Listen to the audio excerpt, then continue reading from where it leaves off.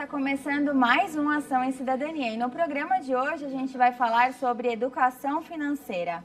Guardar dinheiro, todos nós sabemos, não é uma tarefa muito fácil, né? Mas é por isso que hoje a gente recebe a ONG Bem Gasto, que promove esse trabalho com pessoas de regiões periféricas da cidade. Aqui com a gente o Guilherme Prado, presidente da ONG. Bem-vindo, Guilherme. Muito obrigado. E também com a gente o professor Carlos Firmino, que dá aulas lá na ONG. Bem-vindo. Obrigado, agradeço o convite de poder estar vindo aqui hoje. A gente entra na ONG como voluntário para ser professor, né? E tem essa grande oportunidade de poder divulgar o trabalho para o restante da população. Muito obrigado. Por falar em população, nós estamos preparados para lidar com dinheiro? Nós temos educação financeira? Olha, educação financeira é aquele tipo de conhecimento que todos nós temos, ainda que seja precário, porque todo mundo tem que fazer a gestão das suas próprias finanças, né? Só que, assim como outros conhecimentos, muitas vezes esse ensinamento não é passado nas escolas, né?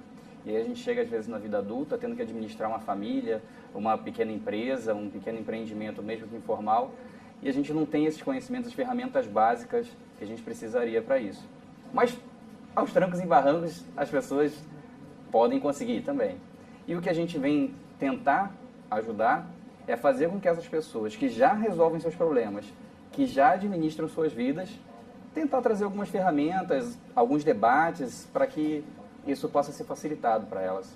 E Guilherme, como que a Bem Gasto atua nesse cenário? Na verdade, o Bem Gasto é uma instituição assim que a gente procura auxiliá-los, né?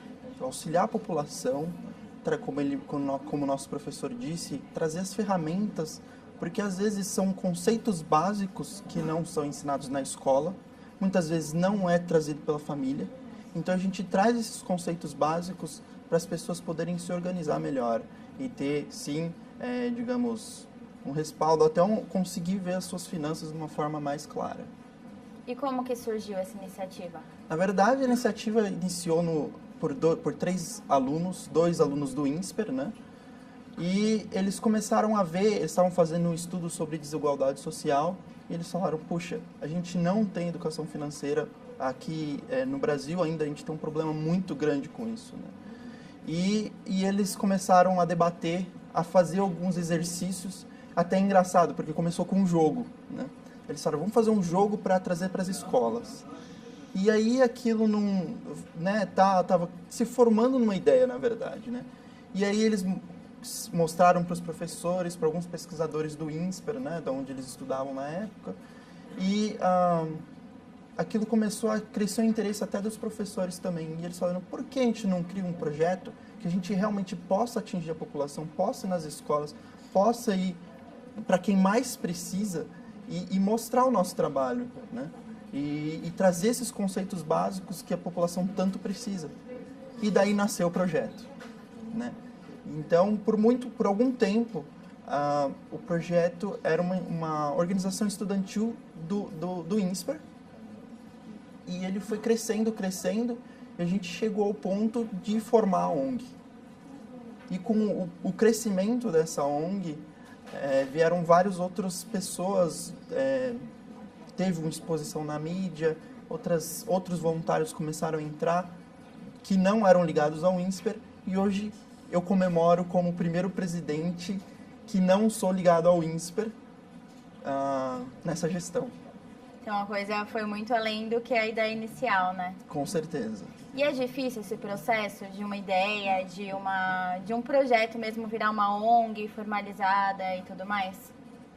Eu digo que sim, a gente tem nossos desafios, mas eu creio que juntou um momento que a gente precisa, que se fala sobre crise, né?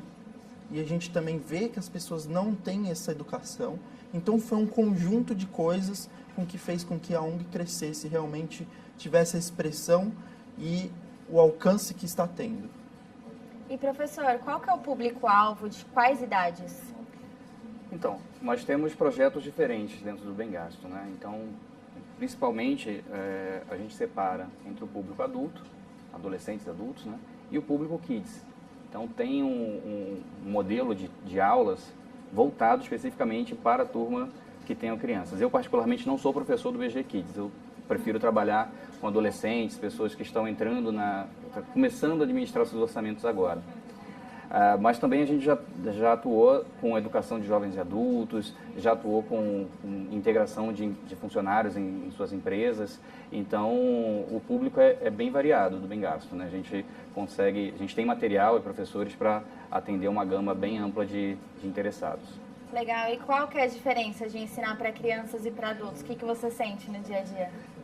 Bom, quando você está ensinando para adolescentes, são pessoas que ainda estão cheias de sonhos, né? Tem muitos planos a realizar, e muitas vezes esses adolescentes, esses jovens adultos, eles veem nas nossas aulas uma aplicabilidade prática.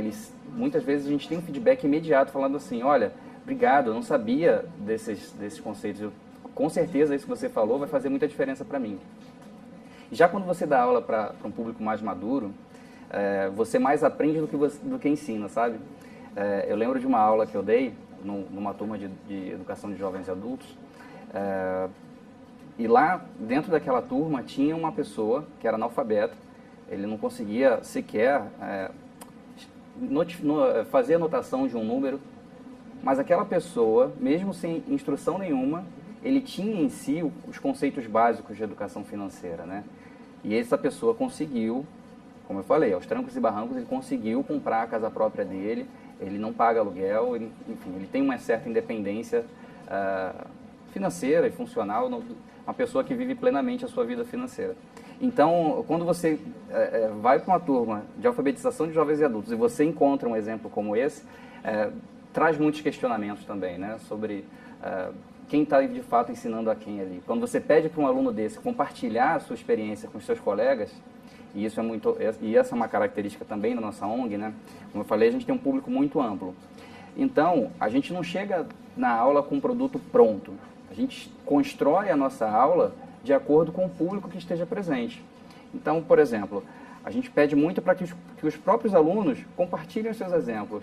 E como a turma ela tende a ser um pouco mais homogênea do que entre turmas, acaba que os exemplos que um aluno dá, ele acaba sendo muito mais aplicável para o seu colega que está do seu lado do que, sei lá, para um aluno de uma outra turma que tem um outro perfil completamente diferente. Então, essa interatividade ela é fundamental na nossa ONG. E, principalmente, não existe respostas prontas.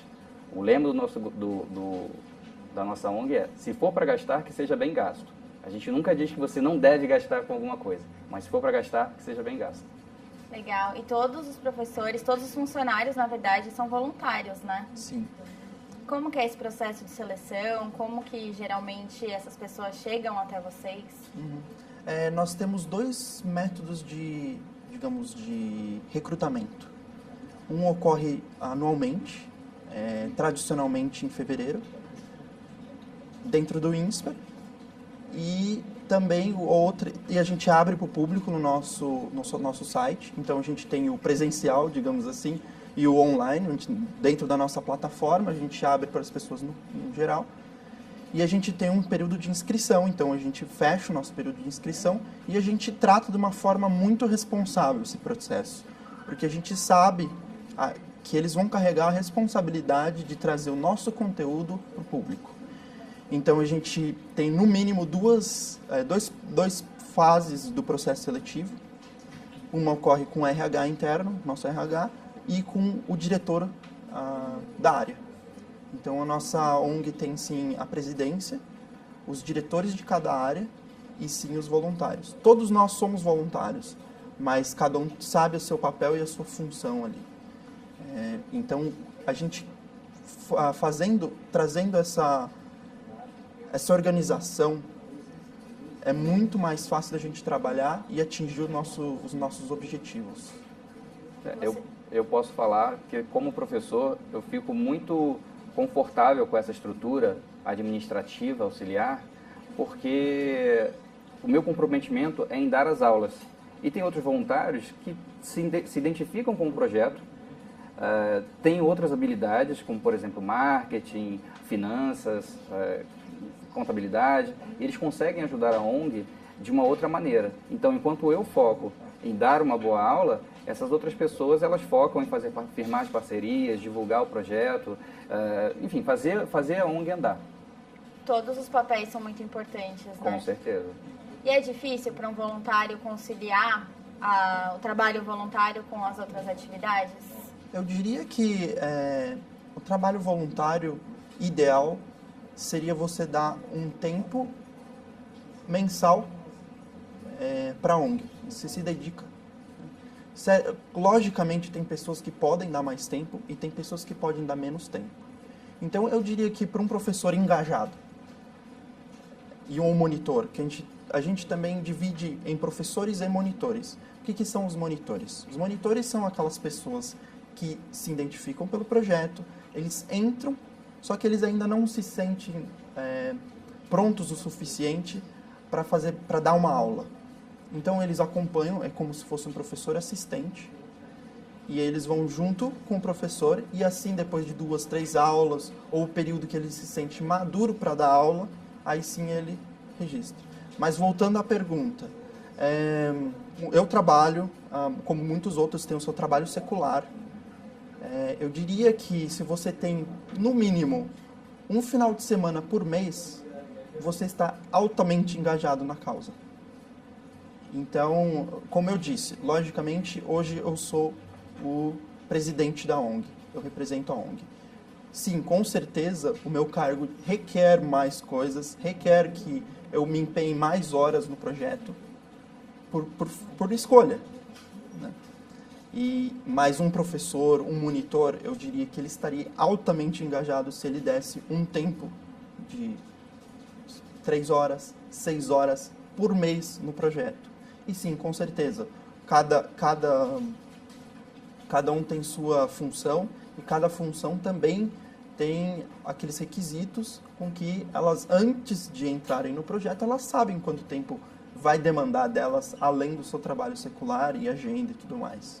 É importante o comprometimento sempre, né? Com certeza, é isso que a gente sempre fala. Por isso que a gente também tem um processo seletivo bastante minucioso, a gente leva muito a sério esse processo seletivo, porque a gente quer ter certeza que a pessoa, sim, ela se identifica com a causa e sim, ela vai ter o tempo para poder se dedicar ao projeto. A gente vai continuar falando sobre esse assunto, vamos para um rápido intervalo e já voltamos com mais Ação e Cidadania. Não saia daí!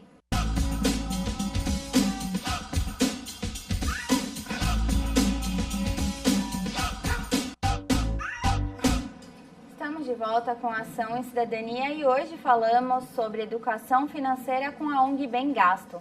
Aqui com a gente o Guilherme Prado, presidente da ONG, e o professor Firmino também está aqui com a gente. Eu vi no site de vocês que o leque de parceiros é bem grande. Como que esses parceiros ajudam vocês? Na verdade, o nosso maior êxito seria fazer essas parcerias. Então, fazendo essas parcerias, a gente consegue chegar no nosso público-alvo. Então, a gente faz parcerias tanto com escolas, quanto instituições do terceiro setor, como até mesmo empresas. Muitas pessoas que trabalham, aquelas empresas, elas pedem, porque elas veem algum defasagem, as pessoas não sabem sobre educação financeira, eles têm uma certa preocupação e eles pedem para a gente ir até lá e dar as aulas. A gente já deu na Ambev. Vocês não têm sede, né? Exatamente, a gente não tem sede. Como a gente nasceu no INSPER, o INSPER é um grande apoiador até hoje. E então, todas as nossas reuniões entre voluntariado, os nossos comitês, é feito no INSPER. Até mesmo a capacitação de professores.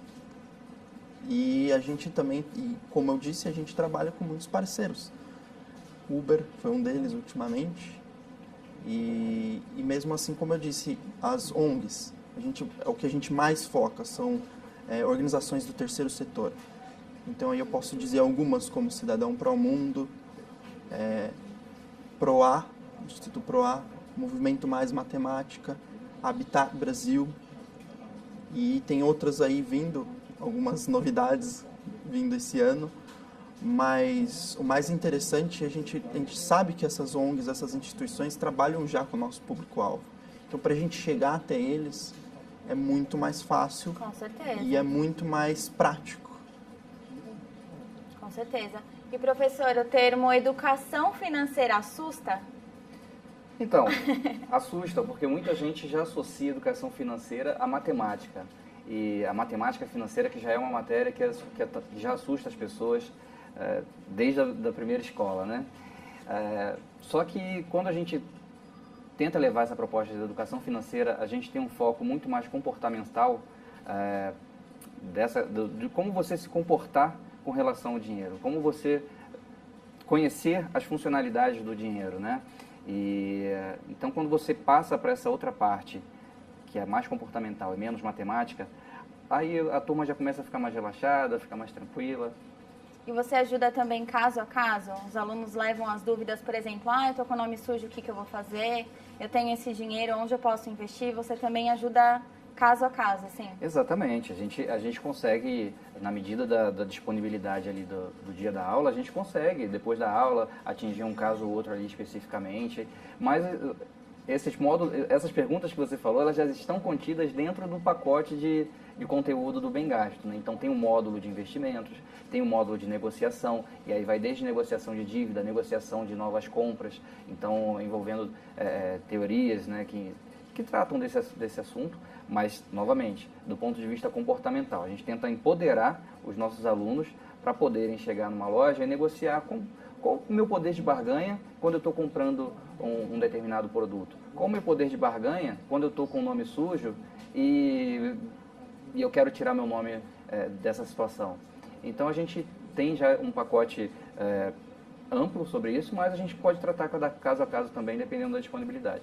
E quais são as questões recorrentes, onde geralmente os alunos têm mais dúvidas? Olha, o que os alunos têm mais dúvidas é com relação a como economizar. Ou seja, é como se a gente... E essa resposta a gente não tem. A gente não vai dizer como você pode economizar. A gente dá alguns exemplos, a gente pede para um dos colegas trazer como que você economiza. E ali aquele conhecimento que cada um traz, aquele conhecimento ele acaba se disseminando entre a turma e isso é a riqueza da nossa proposta, né? Você costuma ter feedback dos alunos? Professor, depois que eu comecei a conversar com você, a ter aulas com você, eu consegui juntar esse dinheiro, eu consegui ir atrás dos meus objetivos? Sim, isso é uma coisa que esse feedback muitas vezes ele é imediato, porque você vai passando ali o conteúdo e quando você monta a planilha de orçamento, já dá alguns insights ali de como economizar. No final da aula, o aluno ele já sabe, poxa, se eu cortar tal item, no final de um ano eu vou ter tanto de economia, eu vou poder realizar aquele plano. E aí ele já chega no final da aula e fala, professor, nossa, você acabou de me dar uma viagem que eu queria fazer no final do ano. Isso acontece sim. Que legal. E Guilherme, você também tem esse feedback dos alunos? Sim, com certeza. Esse feedback acontece, muitas vezes eles entram no nosso site ou vêm através dos professores, muitas vezes monitores que chegam para a gente e falam, poxa, traz uma cartinha pessoal. É muito gratificante, seria, diria, a nossa recompensa, uma das nossas recompensas, né? Porque a gente tem várias formas que a gente é recompensado quando a gente trabalha num projeto como esse. E tem também a recompensa do professor, né? Com certeza. Diante do contexto atual de século XXI, todo mundo correndo, né? Todo mundo sem tempo, você tem professores ali, a maior parte dos voluntários são alunos universitários, né? Que ainda não estão no mercado de trabalho, então acabam tendo um pouco mais de disponibilidade de tempo, mas nós temos diversos monitores, voluntários, eu sou um deles, né? Que são profissionais em tempo integral, que estudam à noite, que cuidam de suas famílias, né? Têm filhos, e ainda assim encontram um tempo para se dedicar ao projeto. Por quê? Porque a recompensa que você tem, às vezes, de receber um feedback positivo, como a gente estava conversando antes, aquilo é tão gratificante que te dá energia para você dar conta de levar todo o resto, né? Então, não só o voluntariado do Bem Gasto, mas o voluntariado de uma forma geral, ele traz essa recompensa que ela não é mensurável em dinheiro, né? E a gente estava conversando sobre a questão do termo educação financeira assustar ou não. Os alunos mudam a percepção deles? Então, essa percepção, ela é muito individual, né? Mas no bate-papo que a gente tem ali... De repente até de chegar em você, eu achei que fosse uma aula chata, que você ia ficar me ensinando a fazer conta. E aí chega naquela questão de, professora, você me ajudou, eu vou conseguir fazer a viagem que eu queria. Sim. Acho que muda, né, da ideia inicial até... Sim, muitas vezes, como são alunos que já fazem parte de um outro projeto, muitas vezes o aluno chega ali quase que por obrigação. E no final, a aula às vezes rola de uma forma tão descontraída que o aluno tem de fato essa mudança de percepção que você mencionou. Ele chega lá com a expectativa de que alguém vai chegar no quadro e começar a escrever um monte de fórmula matemática. E não, é um grande bate-papo onde a gente troca experiência e tem essa quebra de paradigmas, né? E Guilherme, o que teria que mudar para um adulto não chegar sem as noções básicas de educação financeira? É um projeto que foi mencionado no começo, que é o projeto Kids. Esse projeto a gente tenta introduzir as noções de educação financeira para as crianças. Então, a gente traz algumas atividades que as crianças no caso, tenham as noções de como lidar com dinheiro. A gente sabe que é um grande tabu falar de dinheiro hoje. E essa é uma das nossas propostas, é quebrar esse paradigma na sociedade. Que as pessoas realmente possam, digamos, conversar mais sobre dinheiro em casa. E sim... Até nas escolas, exatamente, né? Com certeza. Nas escolas também é uma iniciativa que a gente traz para as escolas. E uma coisa que eu queria gostar de falar, que em 2014 a SPM Ratings fez uma pesquisa sobre educação financeira no mundo. E o Brasil ficou em 74º, numa lista de 120 países. E ele ficou pior que alguns países da África, como o Zimbábue. Então é uma situação assim muito delicada. Por isso que a gente vê no nosso projeto uma proposta de mudar isso, que é mudar o Brasil através da educação financeira. Se a gente puder disseminar o máximo possível do nosso projeto, da nossa ideia, e juntar o maior número de pessoas que tenham essa vontade de mudar a desigualdade, a gente já está fazendo o nosso papel, a gente está fazendo o nosso trabalho. Então, eu sei que o nosso projeto é uma das iniciativas de se fazer isso. Porque hoje a gente bateu os recordes de mais de 60 milhões de pessoas inadimplentes.